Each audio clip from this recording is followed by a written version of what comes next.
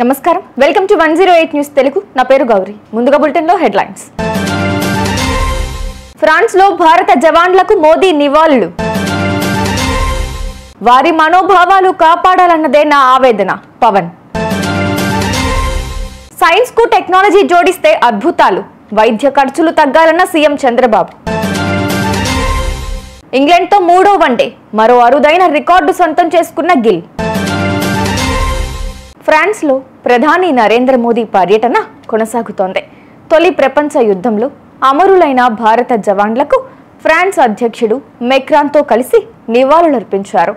అనంతరం మాసేలో భారత నూతన కాన్సులేట్ కార్యాలయాన్ని మోదీ ప్రారంభించారు. ఈ కార్యాలయం ద్వారా ఇరు దేశాల మధ్య బంధాలు బలోపేతమవుతాయని మోదీ విశ్వాసం వ్యక్తం చేశారు.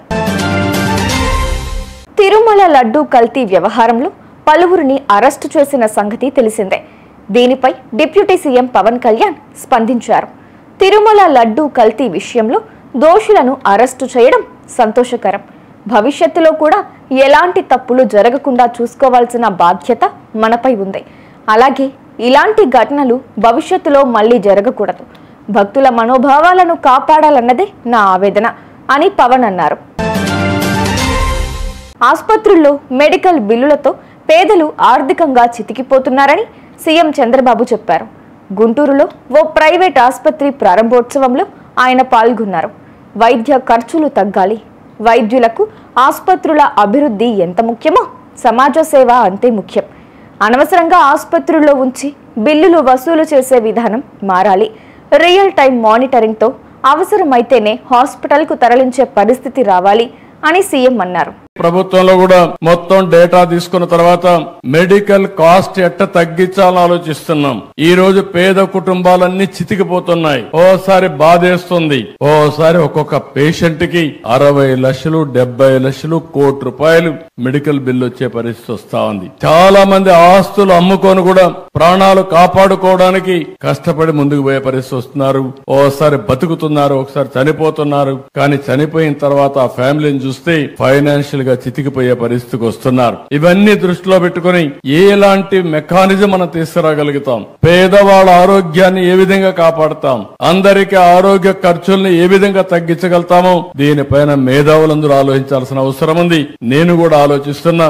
ఈ రోజు హాస్పిటల్లో కూడా ఇంకొక విషయం కూడా ఇక్కడ డాక్టర్స్ ఉన్నారు, కొంతమంది ప్రైవేట్ మెడికల్ కాలేజెస్ కూడా ఉన్నాయి. మీరందరూ కూడా శ్రద్ధ పెట్టాలి. మీరు మీ హాస్పిటల్ మేనేజ్మెంట్ ఎంత ముఖ్యమో సమాజం కూడా అంతే ముఖ్యం. ప్రివెంటివ్ హెల్త్ గురించి మీ అందరి బాధ్యత. ప్రజా చైతన్యం తీసుకురావాల్సిన అవసరం ఉంది. అదే సమయంలో రియల్ టైం మానిటరింగ్ కూడా. చీటికి మాటికి మీరు హాస్పిటల్ అందరినీ పేషెంట్లు చేర్చి తద్వారా వాళ్ళకు రూమ్ రెంట్లు వేసి విపరీతంగా భద్రత పెంచేసే పరిస్థితికి వస్తున్నారు. ఈ రోజు వేరబుల్స్ వచ్చాయి.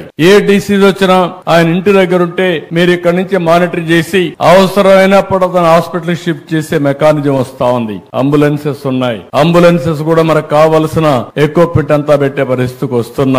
అందుకనే అందరం కూడా ఆలోచించుకోవాల్సింది రాబోయే రోజుల్లో మానిటరింగ్ కూడా పేషెంట్ ఎక్కడుంటే అక్కడ చేసి అవసరమైతే హాస్పిటల్ తీసుకురావడం, అవసరమైతే ఆపరేషన్లు చేసే పరిస్థితి రావాలి. అప్పుడే కాస్ట్ తగ్గించగలుగుతాం. ఇవన్నీ కూడా టెక్నాలజీ వచ్చింది కాబట్టి మనం సమర్థవంతంగా చేసే పరిస్థితి వస్తుందని చెప్పి కూడా నేను మీకు తెలియజేస్తున్నా.